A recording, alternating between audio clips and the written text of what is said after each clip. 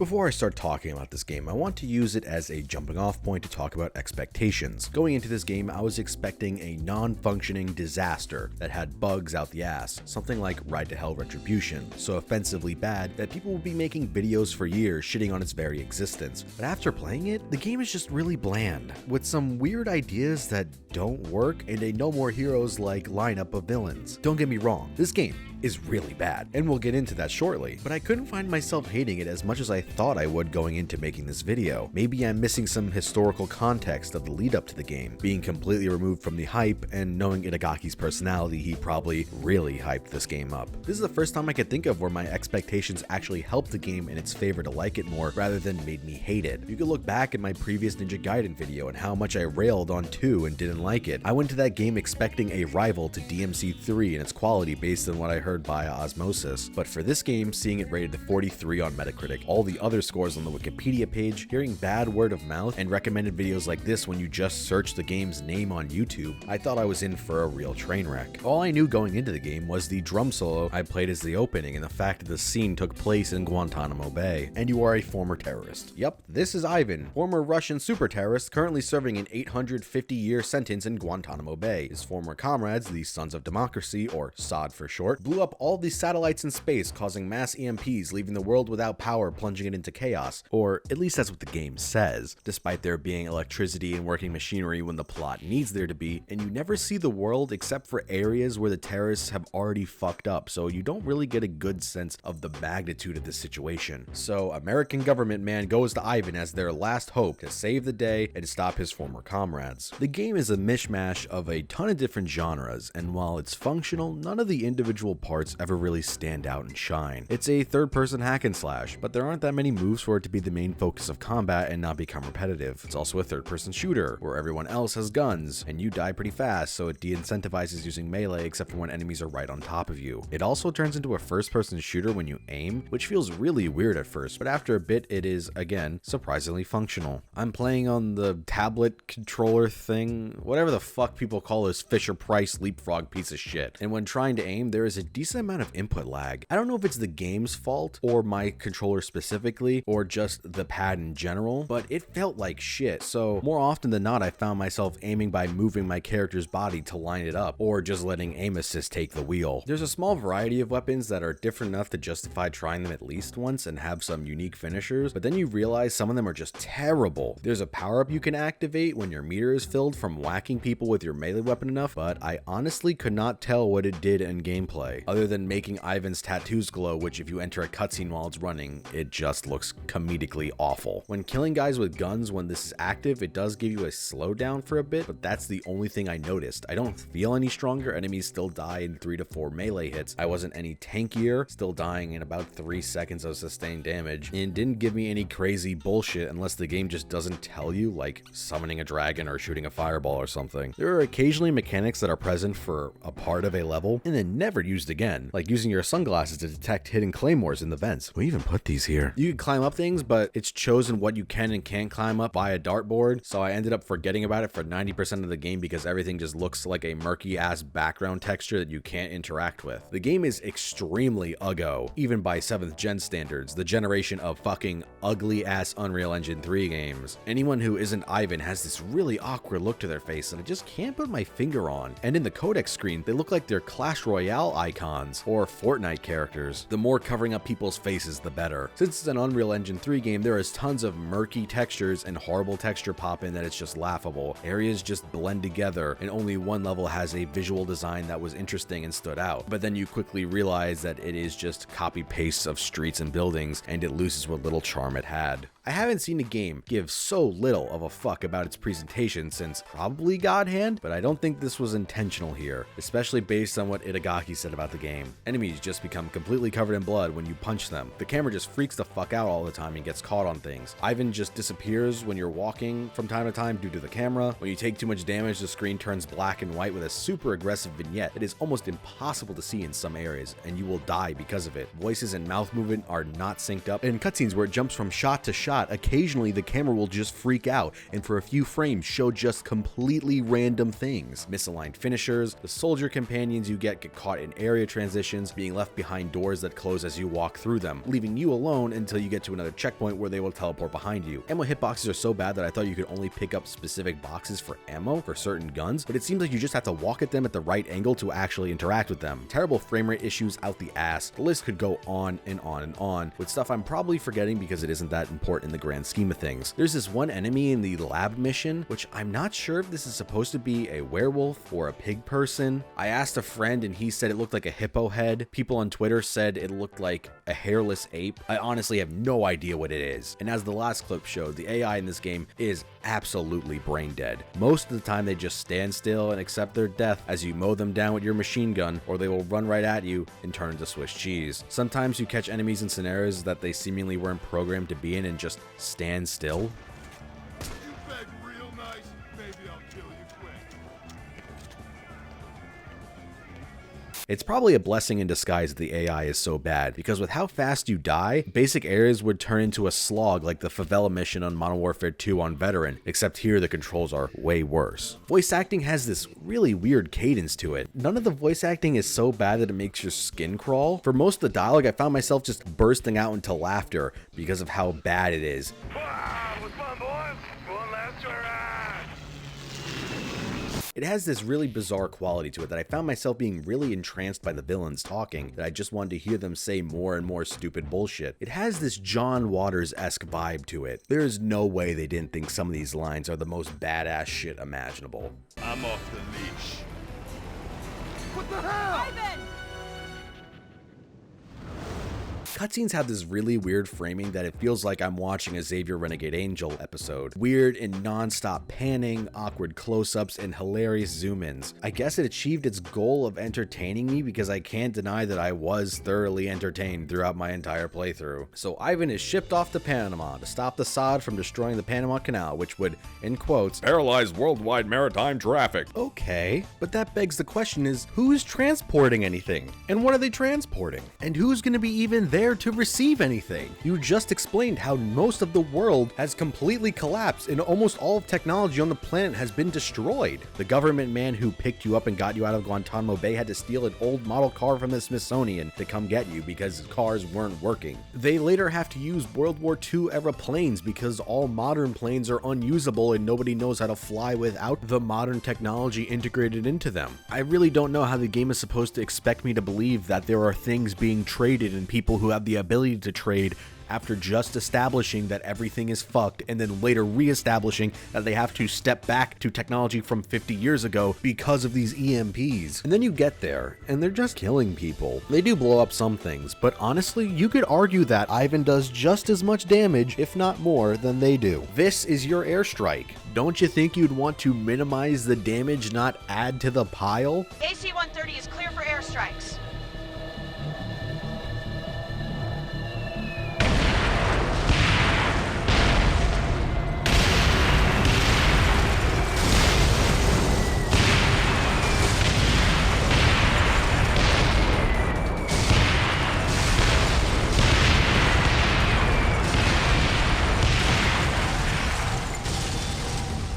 There he runs into his first comrade, Big Mouse, a Mexican cowboy chemical weapons genius with 2 revolvers, in a bad case of roid rage. The boss designs are honestly one, if not the only standout thing about this game. They're right up my alley with goofy weirdos that you could just take them out of this game and put them into a Suda51 game or God Hand and they would feel right at home. Not so much gameplay wise because they all basically function the same with a rushdown melee attack, a projectile they shoot at you, and a cartwheel while they shoot the projectiles even faster. Some even have the same animations, so it seemed like they're really cutting corners here. In this level, we get a flashback of Ivan working with Assad and then realizing, wait a minute, you guys are the bad guys, after Big Mouse killed all the children in the hospital and then jokes about killing them. Ivan really isn't that smart. When leaving, he gets into a fight with them and his partner, lover, apprentice, I don't know. Takes the bullet for him and seemingly dies. But then, what's this? She's actually alive somehow. And then you shoot her with a tracking dart. Tracking her takes you to this island near Japan, which I want to mention that you're being transported via AC-130, which somehow works. But like I mentioned earlier, government man had to steal a car from a museum to pick you up. So it's not really clear how technology survived and how all technology is affected. It's just whatever it needs to be at the time. Here you run to Saha, the next SOD member. He has a super cool design, along with an interesting way he delivers his dialogue. His fight is pretty enjoyable, even if it devolves into almost a Simon Says keeping his rhythm fight, because there isn't much meat to any of the actual gameplay. But after beating him and progressing through the island, you get to a lab underneath a hospital and it turns into a bad Resident Evil clone for a single mission. Yeah, that's right, there's zombies now, and these fucking things, and this giant Birkin-esque boss fight, which is really bad because it is a huge damage sponge, and if it hits you one time, it will kill you, because if you get hit by certain melee attacks, you will stagger and then be stun locked until you die because your health bar is super small. This is only really a problem against bosses because everything else, except for the big soldiers, die to 3 hits or a simple headshot. At the end of the lab, you find a computer that says the other members of SOD have been tested on by a big mouse, which includes C4, the girl that Ivan was close to, and in a fit of bald baby rage, she shoots all the jars filled with the baby monsters. After this, we get to the most interesting design level of the bunch, but then you realize it's all copy-paste, and it only looks cool for its establishing shots. Here we meet Jane Doe, Big Mouse's wife.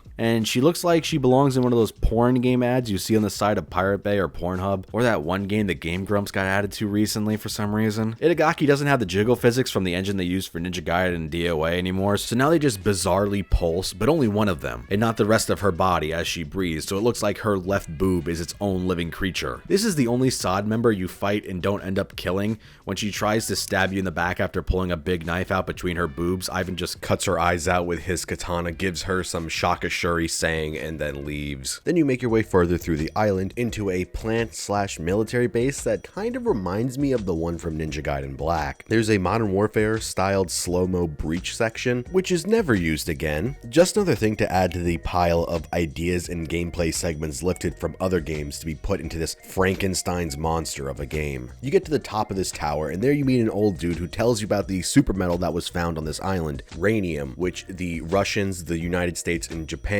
all split between each other, and thanks to his genius he was able to make a special alloy for equipment called Rhenium X, which you are supposedly fighting enemies with now. It's supposedly what their riot shields are made out of that are impervious to bullets, but it doesn't change gameplay at all. You just shoot at them and eventually the riot shield will be knocked back and you shoot them in the head, or you just melee them with your sword. Then he turns the power back on, which somehow allows you to use their antenna so you could find out about the base on the other small island right next to the one you're currently on. So now you gotta head to the docks to get to a helicopter. And guess what? To get there, there's a terrible driving section. Maybe this game has more in common with Ride to Hell than I thought. The car has no weight and is incredibly awkward to try and drive and aim your gun at the same time. Hope nothing gets behind you because you have no way to turn the camera behind the car. The left stick accelerates and steers your car, while the right stick aims your gun and the camera. It feels like shit.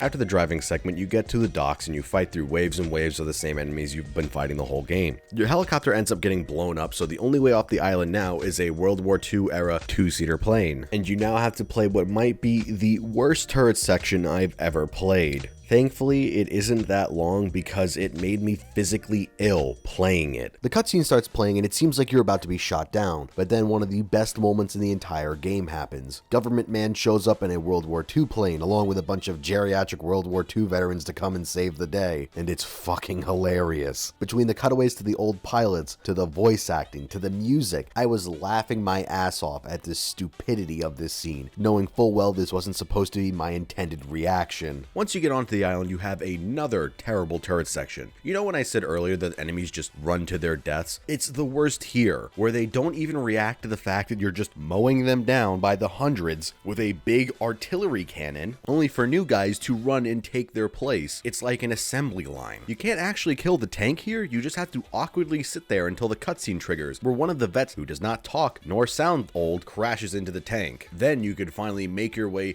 into the compound where you fight MODOK's brother.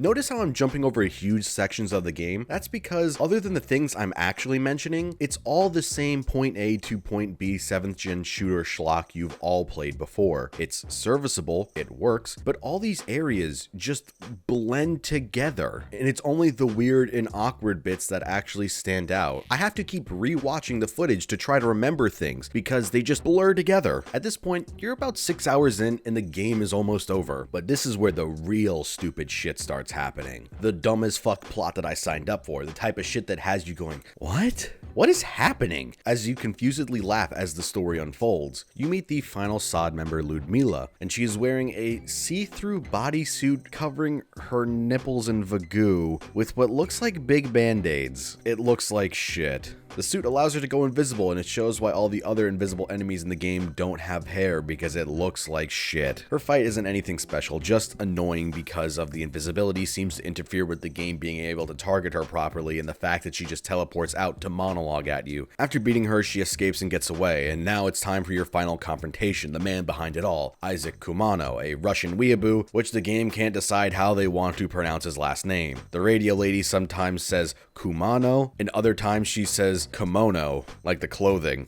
Isaac Kumano. Now Kumano's got enough missiles. He reveals that you weren't actually an orphan taken in by him. Your parents were actually also super terrorists. That for some reason, your 9-month pregnant mother went on a super dangerous mission and failed it, so to tie up the loose ends and to prevent their plan from being foiled, he killed both your parents so they couldn't be captured and cut you out of the womb and raised you as his new Spartan. They actually fucked up with these cutscenes and left a few black frames in them, so someone must have not fully dragged the footage on the timeline. But on second inspection, the HUD fades in for a single frame. So what I'm thinking is that the game tries to start the boss fight too early for a split second only to load back into the cutscenes. The more I look into the game, the more it falls apart. It's amazing. Your former master whips out his Darth Maul katana, and the fight begins. But it's a scripted fight that you need to lose so he can reveal that, you're actually blind the whole time, then flings you across the room. Then your head has this Terminator-like battle damage on the sides that I have no fucking clue what this is supposed to be. Do you have a metal skull? Are you part robot? Were the sunglasses surgically attached to your head because it looks like Ivan is actually struggling to remove them? It also makes an electrical sound when he tries to remove them.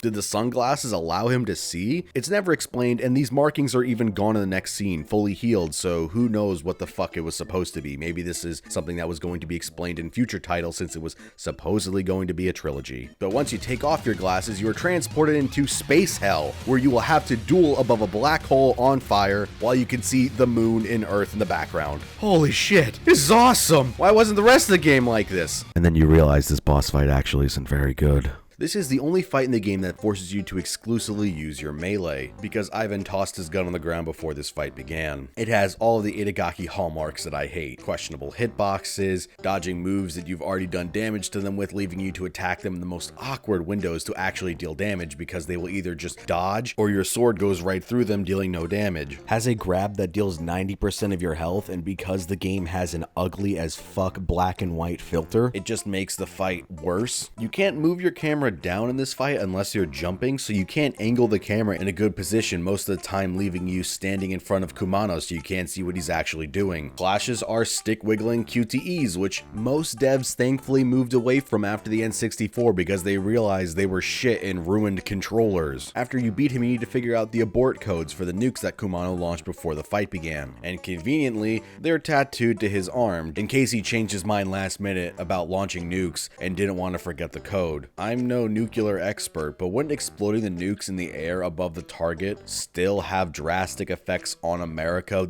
right below and the atmosphere as a whole, unless they somehow blew up these missiles without blowing up the nuclear warheads? Itagaki did say this game contains very little fiction, so you know for sure there's no drawbacks for what he did here. They definitely didn't just ignore that to keep the story moving forward to have a happy ending. Ludmila shows up one last time to shoot you, then C4 takes the bullet for you again. The base explodes, catching Ludmila on on fire and the building collapses on top of her. Ivan and C4 have a back and forth, which I honestly couldn't help but feel slightly embarrassed for the actors reading these lines off in the booth. He then injects her with Big Mouse's magic juice, and in the next scene, Radio Lady says C4 is going to be fine in the hospital. Ivan says he'd like to see her one last time before he goes back to Guantanamo Bay, but then Government Man says thanks to what he did, he has earned his freedom as a thank you to the United States and the world. I hesitate to call Ivan a good character, or even a memorable one, but I would say he's at least entertaining, mostly due to the ever-present thought in my mind that Itagaki and his team must have thought this was the coolest character ever. There's no way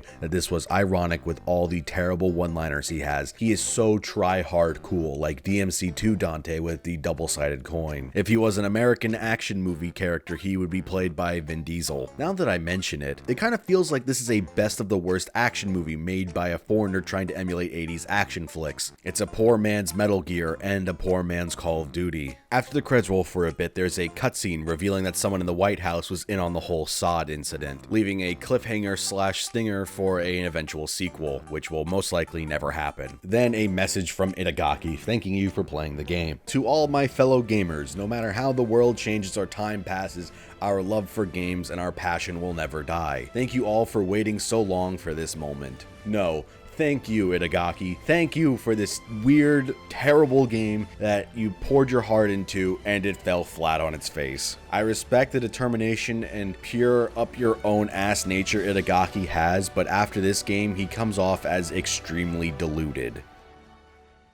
Devil's Third is an odd piece of shit. As a connoisseur of terrible games, I honestly don't think this game is as bad as people made it out to be. The gameplay is bland, it's ugly, and it runs bad, but overall, it's just forgettable. That's not really high praise, but if I had to give the game a score, it would definitely be closer to a 6 than a 3 or a 4 that it got from most publications. Being $60 didn't help its case either, because this should not have been a full-priced game. At most, this should have been considered an indie game, going for $30 on something like Steam. The game sold like shit, which isn't surprising being a Wii U exclusive, with only 420 copies printed for North America, so you either had to get lucky to go to a store that had it, or get it off the eShop like I did. I would like to recommend this game to people just to see the stupid shit for themselves in motion if you could get it for cheap, but with its low printing, it's now a collector's item, which I do not think it was worth the $30 I spent on the eShop, let alone the $150 people are asking for on eBay. If you're European, you can get the copy for like $15 off eBay, which is a price I think the game is worth. Itagaki said recently to expect to see more from him soon, so maybe we'll get a follow-up to this game, which I honestly am all for. We need more bad games like this, damn it! Less Fallout 76s and more Deadly Premonitions and Devil's Third. This game had a incredibly troubled development, being dropped by Microsoft for publishing it, then moving to THQ, only for them to then go bankrupt, then to jump ship to a South Korean company, which then also went under, leaving the game dead in the water, eventually crawling its way to Nintendo, switching the engine and changing the main character. I wish we could have seen more for whatever it was originally intended to be, because that first trailer does look way better than this game is. It also had a multiplayer which was pretty much dead at launch, and then its servers shut down 16 months after. Devil's Third. Not as bad as everyone made it out to be, but certainly not good. Its biggest offense is that it's forgettable. If what Itagaki's hinting at is a new game, I really do hope it is a sequel to this or just a complete reboot, making whatever he originally intended with the characters like the guy with the X scar on his face.